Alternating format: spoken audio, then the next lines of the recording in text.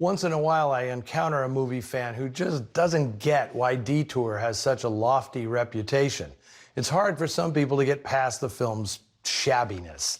They think it's badly made and outrageously acted.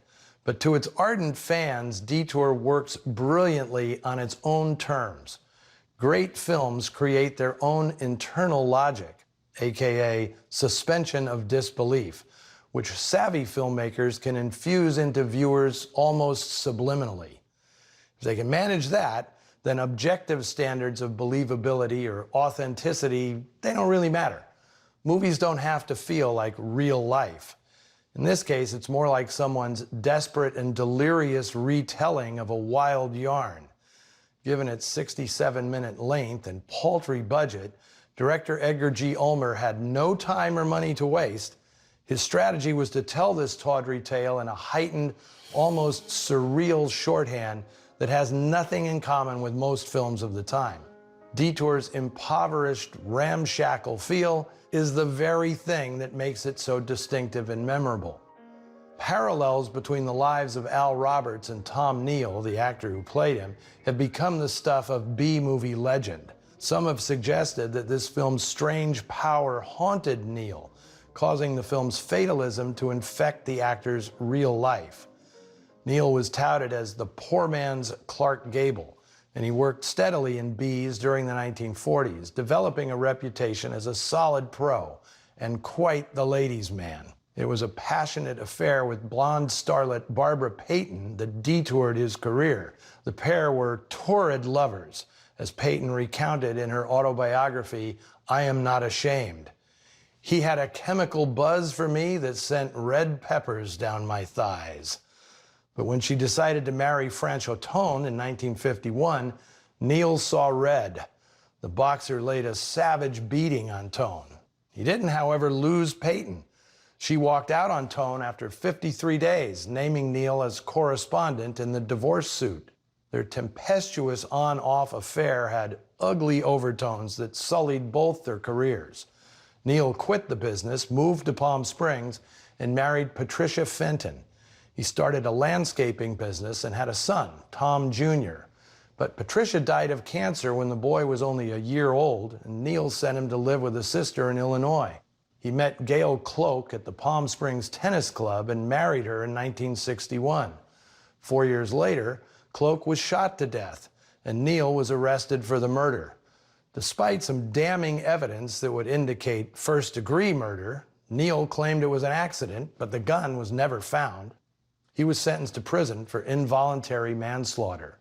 He was freed after 6 years, but several months later died of heart failure in a Hollywood apartment. His son, who'd come to California to live with him, found the body. In 1992, Tom Neal Jr. starred in a remake of Detour, recreating the role made famous by his father. I met Ann Savage more than 25 years ago. We were introduced by Ariane Ulmer Sipes, the daughter of Detour's director. I ended up including Ann's amazing life story in my book, Dark City Dames, The Wicked Women of Film Noir, in which I profiled 6 actresses, all synonymous with our favorite genre. Some of these women, like Jane Greer and Audrey Totter, were nothing like the femme fatales they played on screen. I'd be lying, however, if I didn't admit there was more than a little bit of Vera in Ann Savage. Quick story. Ann and I met for lunch to discuss if she'd be open about her life enough to be part of my project. For several hours, she sketched out the highs and lows of her remarkable story. Then she invited me back to her apartment, just off Sunset Boulevard. We had a couple of cocktails, and she showed me some of her cherished mementos. And just before I was about to leave, she took my arm and said, Eddie, please come into my bedroom. Well, I followed her in, and she surprised me by saying, I want to show you something. Get down on your knees. Well, trust me, when Ann told you to do something, you did it. And then she said, look under the bed. And there on the floor, laid out on a big bath towel, was Ann's personal arsenal, clean as a whistle and freshly oiled.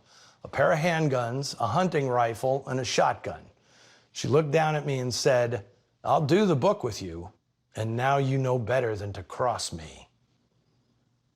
I'm pleased to report that next year you'll once again be able to experience Anne's amazing story when Dark City Dames is reissued in a revised and expanded edition.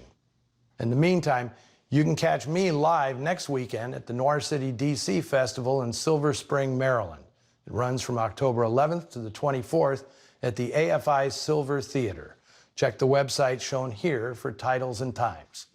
If you can't make that, I'll be right here as well, with a 1949 film making its debut on Noir Alley. John Payne and Ellen Drew star in The Crooked Way, another noir featuring the exceptional camera work of Lichtmeister John Alton. In the meantime, do I even have to tell you? Never stop for hitchhikers.